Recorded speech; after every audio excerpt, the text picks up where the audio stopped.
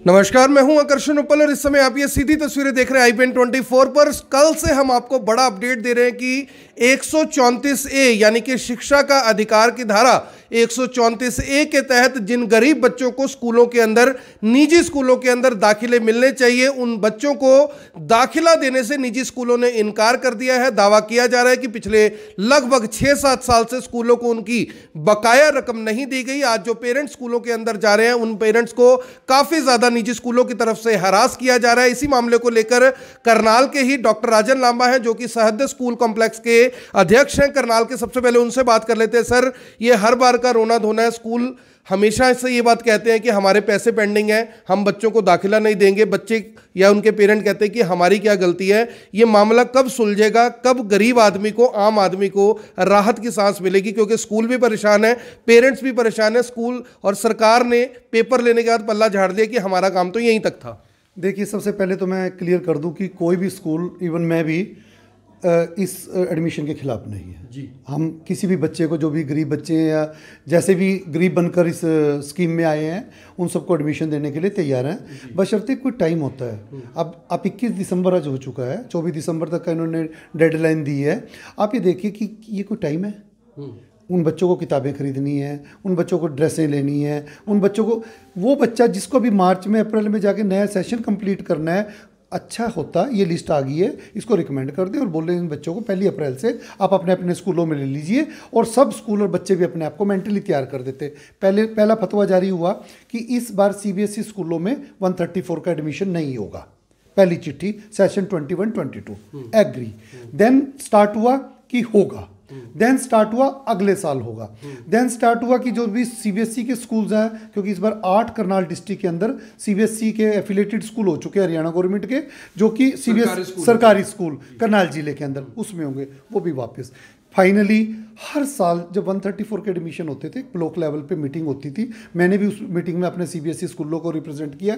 इस बार ना कोई मीटिंग हुई, ना कोई कमेटी बनी, ना कोई ये बना, ना वो बना, और ना ही हमें ये पता है कब में सारा का सारा ड्रामा होके। और जब लिस्ट आई 2 दिन पहले सुबह एक लिस्ट आई, ये आपको प्रोवाइड करे, आधे घंटे बाद लिस्ट कैंसिल कर दी गई। भाई इस लिस्ट को नहीं समझा जाए, आपको नई लिस्ट प्रोवाइड कराई जाएगी। उसके बाद दूसरी लिस्ट आई। अब इसमें जो इशू है 7 साल वाला, मैं क्लियर कर दूं, जब ये 7 साल पहले 134 स्टार्ट हुआ था, मैं बड़ी क्लियर आपको बताऊंगा, जो कि कोई भी इस चीज़ को सुनने के लिए और इसका रिप्लाई लेने के लिए तैयार नहीं है। तो सरकार ने पत्र जारी किया कि जितने भी गरीब बच्चे हैं उनको सभी स्कूल्स एडमिशन दे दें। सब स्कूलों ने, जैसे भी जिसकी पॉलिसी थी उसके अधीन, सब स्कूलों ने गरीब बच्चों को दाखिला सरकार की 134 में दे दिया, विदाउट सरकार की लिस्ट के, विदाउट रिजल्ट के।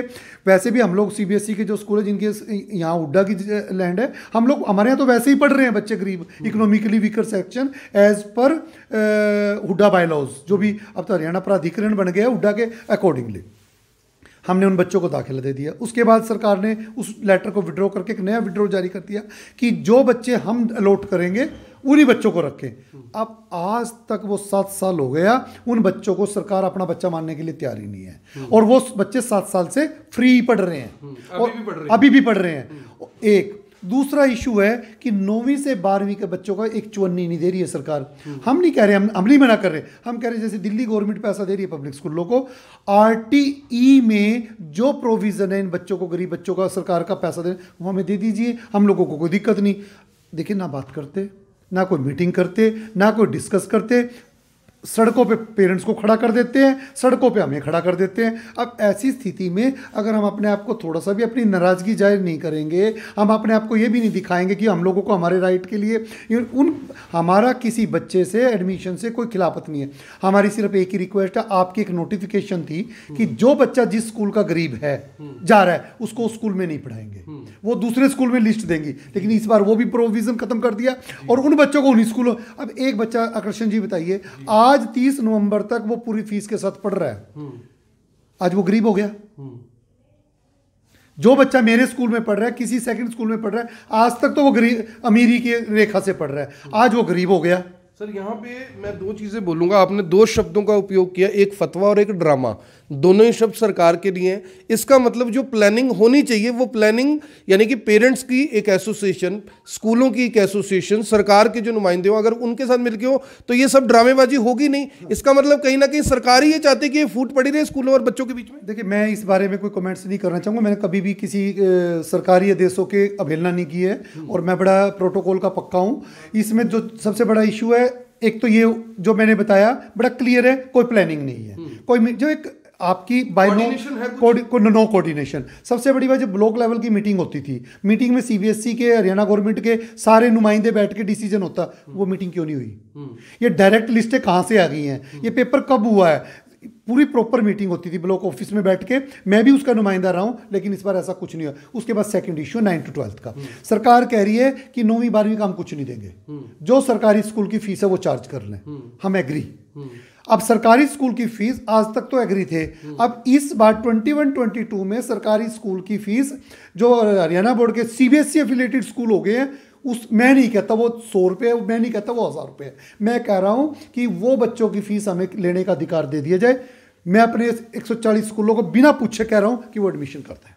एक बात सर और इसमें आ रही है, जो भी आपके इश्यूज चल रहे हैं, अब दिसंबर में पेरेंट्स ने टीसी कटवा लिया अपने, टीसी कटवाने के बाद उन बच्चों का भी, यानी कि अब बच्चा उस स्कूल में भी नहीं जा सकता, नहीं। आपके स्कूलों में भी नहीं जा सकता। वो कह रहे हैं कि जो फाइनल पेपर अब हमने देने हैं तो देने कहाँ है? मैं आपको क्लियर कर दूं, मैं यहां से अपने 132 स्कूल सीबीएसई के हैं, बगैर पूछे, मुझे इतना पता है मेरे स्कूलों के बारे में, जो बच्चे इस तरह के टीसी कटवा चुके हैं, हम वापस उन बच्चों को अपने पास बिठाएंगे और उनके जो मतलब उनकी जो समस्याएं हैं, कोई स्कूल उन बच्चों को नहीं भगाएगा और हम उन बच्चों को पूरा 31 मार्च तक सेशन पूरा करने के लिए प्रतिबद्ध है, वचनबद्ध है। और उन बच्चों को किसी भी तरह से टीसी कटने के बाद भी विदाउट एनी चार्जेस उनके टीसी कैंसिल करके अपने पास उनका सेशन पूरा करेंगे। और उन बच्चों को अगर सरकार प्रॉपर प्रोटोकॉल के हिसाब से रखती है, हम उन बच्चों को इसी लिस्ट को, एक और मैं आज आपको क्लियर कर दूं, जो ये बच्चे सेकंड क्लास में आए हैं, कुछ वो बच्चे इन स्टडिंग इन क्लास 1,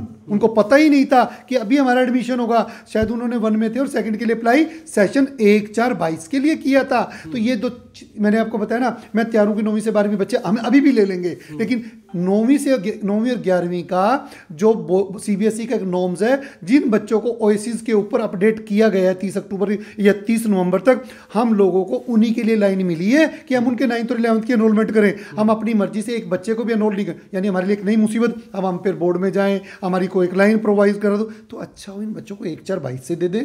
और आपकी समस्या का मैं क्लियर कर दूं, जो बच्चा टीसी कटवा चुका है, मैं अपने मेरा सीबीएसई का स्कूल अगर कोई किसी बच्चे को वापस नहीं ले रहा है, मुझे बताएं, मैं अपने प्रिंसिपल को बात करूं और वो बच्चा वहीं से पेपर देगा। मैं बिना पूछे अपने स्कूल की तरफ से कमिटमेंट दे रहा हूं। सर 5 से 6 स्कूल हैं करनाल के जिनकी लगातार हमारे पास शिकायतें आ रही हैं, कुछ जीटी रोड के स्कूल है, कुछ सेक्टरों के स्कूल है, यानी उन्होंने तो इतना ज्यादा परेशान किया हुआ, एक किस्म से मेंटल हरास किया पेरेंट्स को। उनको कह दिया जी आप अपने ये डॉक्यूमेंट, जब उसका ईडब्ल्यूएस का सर्टिफिकेट के आधार पर एडमिशन हो गया तो स्कूल इस तरह से क्यों कर रहे हैं? मैं मानता हूं इस बात को कि कुछ गाड़ियों वालों के बच्चे भी पढ़ते हैं, लेकिन जिसका पता है कि ये साइकिल पर आ रहा है, मोटरसाइकिल पर आ रहा है, इसकी 8-10 हज़ार रुपये तनख्वाह होगी, उन लोगों को हरास करके भी अपनी वाइफ का सर्टिफिकेट बनवा के लाओ, वो काम करती है कि नहीं करती, एग्रीकल्चर लैंड की लिस्ट लेके आओ, करती है कि नहीं करती, बैंक की स्टेटमेंट लेके आओ, किराए पे रहते हो तो किरायानामा लेके आओ। स्कूल का इन बातों से क्या कंसर्न है? वो जो 5-6 स्कूल है, इसके मतलब तो ये है कि उन पेरेंट्स के साथ हमें भी अब बाहर खड़ा होना पड़ेगा स्कूलों के। देखिए, मैं पहले बता रहा हूं कि गेहूं के साथ घुन पिसता है, जो आप खुद भी मान रहे हैं। और जब आपने अभी पीछे मैंने भी देखी किसी की खबर कि जब जिस दिन टेस्ट हुए तो उस टेस्ट के बाहर जहाँ जहाँ वो टेस्ट थे, लंबी लंबी गाड़ियाँ खड़ी। तो हमारे पास भी अच्छे हैंडसम पेरेंट्स हैं। मैं क्लियर करूँ इसमें, एक पेरेंट्स 40 एकड़ का जिम्मेदार है, उसका बेटा 134 में है। क्यों है? क्योंकि वो जमीन दादा के नाम है, बेटे के नाम कुछ नहीं, परिवार का तो लैंडलॉर्ड बंदा है और उसका 134 का इजीली सर्टिफिकेट बन गया, उसकी कोई गारंटी नहीं है, उसकी कोई चेकिंग नहीं है, उसको कोई चैलेंज नहीं है। और इस तरह की बहुत सारे पेरेंट्स हैं। ये तो गवर्नमेंट की ड्यूटी है ना, जिसने एडमिशन दे दिया उस गरीब आदमी की, जो कहीं पे चाय पानी पिलाता है, उसकी क्या गलती है? जो आप बीओ ऑफिस में अभी जाके देखिए, वहां पर कारों वाले प्रोटेस्ट नहीं कर रहे, उनको तो लगता है भी इनके होंगे तो हमारे भी हो ही जाएंगे साथ में। गेहूं कम है और घुन ज्यादा है, और घुन ज्यादा पिस रहे, गेहूं की तो कोई घिसाई नहीं हो रही। जो इस तरह के पेरेंट्स हैं, मैं पहले बता रहा हूं कि वो पेरेंट जो इस तरह के गरीब पेरेंट्स हैं ना, उनको 134 में आने के बगैर भी एडमिशन आप उनकी लिस्टें भी निकलवाएंगे ना। मैं नहीं कहता, देखिए अब आपकी बात को मैं डिनाई कर रहा हूं कि कोई स्कूल इस तरह का तंग कर रहा है या कर रहा है, हो सकता है, मे बी नहीं करना चाहिए। मैं अपने स्कूलों से भी अनुरोध करूंगा इस तरह की हरासमेंट नहीं करनी चाहिए अगर कोई कर रहा है। और रही बात इस तरह के बच्चों की, वो बच्चे ऑलरेडी दूसरे स्कूलों में कंसेशनल है। अब नया इशू है, वो टीसी लेके आए, वो फीस ही नहीं देना चाह रहे। वो 134 वाले वो कह रहे कि हम यहाँ से जा रहे हैं, हम टीसी नहीं देंगे, हम पैसे नहीं देंगे, आपकी फीस नहीं है। वो नया ड्रामा हो रहा है, स्कूलों की अपनी समस्या है, पेरेंट्स का अपना, क्योंकि उनको लग रहा है वहाँ पे जा रहे हैं। अब ये पिछली कई पेरेंट्स तो 2-2 साल की फीस से पेंडिंग पड़ी है, और वही इस तरह के इश्यूज होते हैं जहाँ पे प्रॉब्लम क्रिएट होती है। तो सर, जिसके पास शिकायत है समाधान भी उसके पास है। लोग जिनके बच्चे 134 में है वो भी, जिनके बच्चे 134 में नहीं है वो भी, दोनों ही ये जानना चाहते हैं कि इस पूरे जो ये मसला छिड़ा हुआ है इसका समाधान क्या है। पेरेंट्स को राहत कैसे मिल सकती है, स्कूलों को राहत कैसे मिल सकती है, सरकार को राहत कैसे मिल सकती है। इस बारे में मेरा अनुरोध है, देखिए मुझे नहीं पता इस पॉलिसी के बारे में या कोई सिस्टम सरकार का या कोई कोर्ट के आदेश इस तरह के, क्योंकि मैं मैंने बताया मैं किसी सरकारी अवहेलना के लिए नहीं, मेरी सरकार से अनुरोध यही है आपके माध्यम से कि इन बच्चों को जिस स्थिति में ये बच्चे 31 मार्च तक पढ़ाएं, और इस लिस्ट को हम लोग एग्री करते हैं 1/4/22 से इस लिस्ट को एज इट इज़ रखा जाए, या जो भी इसमें अमेंडमेंट करना है, कुछ और बच्चे बढ़ जाएं, लेकिन इन बच्चों का सेशन पूरा करके और तब तक सरकार को स्कूलों के बीच बैठ के पूरा प्रोविज़न करना चाहिए। ना कि आज कोई रो रहा है तो रोते को दूध मिलना चाहिए, उसको दूध पहले ही मिल जाना चाहिए ताकि उसको बेचारे को चिल्लाना ना पड़े। और उसकी भूख तो लगेगी, तो ऐसा क्यों है कि जब वो रोएगा तभी भूख मिटाई जाएगी। आखिरी सर सवाल है, कुछ लोगों के अंदर ये भ्रांति है कि स्कूल वालों को बच्चे फ्री पढ़ाने पड़ते हैं, और कुछ लोगों को ऐसा लगता है कि स्कूल को 1500-2000 रुपये फीस मिलती है। एक्चुअल में बच्चे की लगभग टेंटेटिव कितनी फीस मिलती है? क्योंकि अगर स्कूलों को एतराज है तो इसका मतलब स्कूलों के पास भी सफिशिएंट अमाउंट नहीं आ रहा। एक मुझे याद है हाईकोर्ट में केस फाइल हुआ था जिसमें यह बात कही गई थी कि सरकारी स्कूलों में एक बच्चे का 2800 रुपये है। भैया अगर सरकारी स्कूलों वाली 2800 रुपये हमें दे दीजिए, हम तो तब भी पढ़ाने को तैयार हैं। बिल्कुल सही कह रहे हैं आप। सरकारी स्कूलों का जो 2800 रुपये जैसा आप बता रहे हैं, मेरे पास इस तरह का कोई डाटा नहीं है। हम कह रहे हैं कि चलो RT में ऐसा प्रोविजन है कि जो सरकारी स्कूल का खर्चा है, जैसे दिल्ली गवर्नमेंट जो भी दे रही है वो दे दे। जो पैसा मिल रहा है सिर्फ 2nd से 8वीं तक का मिल रहा है, 300, 400, 500 रुपए मिल रहा है सिर्फ, यानी 6000 से ऊपर किसी भी एक बच्चे का पैसा स्कूल को नहीं मिल रहा है साल का। अब आप अपने आप पे बताइए, लेकिन फिर भी हम लोग तैयार हैं, पढ़ा रहे हैं, लेकिन वो भी टाइम पे नहीं दे रहे। 9वीं से 12वीं तो उनका कोई प्रोविजन है, कहते हैं 134 है नहीं, वहाँ पे जहाँ तो सरकार का बेनिफिट है वहाँ तो 134 है, जहाँ सरकार का बेनिफिट नहीं है वहाँ RT है। वो कह रहे 130, वहाँ पे सरकारी फीस ली जाए जो 25-30 रुपये। अब सरकारी फीस भी अब तो 1000 रुपये होगी। 11th-12th की जो CBSE के स्कूल्स हैं हरियाणा गवर्नमेंट के, उनमें 1000 रुपये फीस है, वो लेने नहीं दे रहे। तो मतलब सरकार की अपनी प्लानिंग्स में का क्लियर नहीं हो रहा है कि वो हमसे क्या चाह रहे हैं। हमें बिठाएं, हमसे बात करें, सीधा फतवा जारी थोड़ी करें, किसी चीज़ के बारे में जारी कुछ बातचीत तो करनी चाहिए। और हमारा किसी पेरेंट से, किसी गरीब बच्चे से ना पढ़ाने का कोई भी ऐसी मंशा नहीं है। हम अपने सभी CBSE के स्कूल, मैं अपने स्कूलों की तरफ से कल हमने आपस में बात की है, तो ये फाइनली तब हुआ है जब कुछ हम लोगों को तो सुना ही नहीं जा रहा, अपनी वो की ऑफिसों से ये कर देंगे, वो एक धमकियों के रूप में बात की जाती है, कोई बातचीत के रूप में बातचीत नहीं की जाती। सर अगर किसी पेरेंट को दिक्कत आए, क्योंकि आप सहोदय स्कूल कॉम्प्लेक्स के अध्यक्ष भी हैं, वो पेरेंट कहां पर जाए? क्योंकि बड़े बड़े स्कूल सुनवाई नहीं करते, इवन एंटर तक नहीं करने देते अंदर, वो कहां पे जाए? उनके पास क्या विकल्प? मैं आप ही को राइट दे रहा हूं कि इस तरह का कोई पेरेंट्स आता, आप एप्लीकेशन लो और वो एप्लीकेशन मुझे फॉरवर्ड कर दो। मैं पेरेंट्स को जाने की जरूरत ही नहीं है स्कूल में, मैं यहीं बैठा हुआ, मुझे इतना कॉन्फिडेंस है अगर पेरेंट्स सही और आपके माध्यम से एप्लीकेशन सही आई है तो मैं उसका प्रोविजन अपने स्कूल में बैठ के कर दूंगा, चाहे वो किसी भी स्कूल का बच्चा है। तो ये बड़ी बात कही है डॉक्टर राजन लांबा ने कि किसी की भी कोई शिकायत है वो IBN24 के माध्यम से हम इनके पास पहुंचा देंगे। अगर आपकी शिकायत सही है, आपको एक्चुअल में हरास किया जा रहा है, तो आपकी हरासमेंट बिल्कुल नहीं होगी। और यहां पर सवाल एक बार फिर से सरकार के ऊपर है कि जिस सरकार के पास हजारों करोड़ रुपए जहाज खरीदने के लिए है, 1 मिनट की कैबिनेट बैठक में वो जहाज खरीदा जाता है। मिनिस्टर्स के लिए हर साल नई नई गाड़ियां आती हैं, क्योंकि 1 लाख किलोमीटर से ऊपर वो मिनिस्टर गाड़ियां चला नहीं पाते, शायद उसके शॉकर वीक हो जाते होंगे।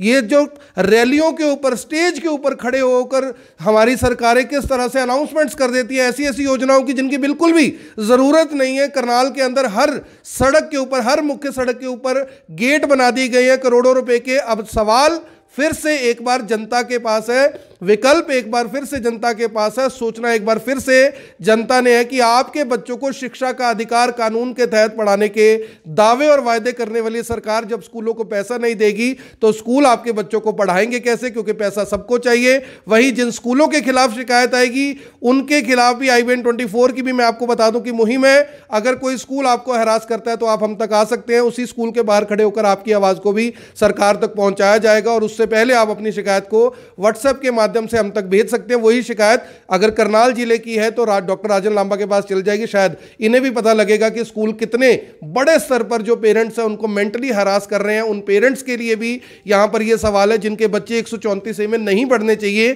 कि वो भी किसी और का अधिकार मारकर, किसी और का पेट पे लात मारकर अपने बच्चों को जरूर पढ़ा रहे हैं, लेकिन एक्चुअल में उसका राइट, उसकी जरूरत किसी और को है। तो मेरी आप सभी से अपील, जो भी लोग इस वीडियो को देख रहे हैं इसे साथ के साथ जरूर शेयर करें। आप देख रहे हैं IBN24, मैं हूं आकर्षण उपल करनाल से, आप सभी के साथ लाइव। 134A के नाम पर एक बार फिर से आम आदमी, आम जनता और स्कूलों के साथ धोखे की तैयारी है। धन्यवाद। अब यहां तक आ ही गए हैं तो हमारे चैनल को सब्सक्राइब जरूर करें और नीचे दिए गए बेल आइकन को जरूर दबाएं ताकि हर खबर सबसे पहले पहुंचे आप तक।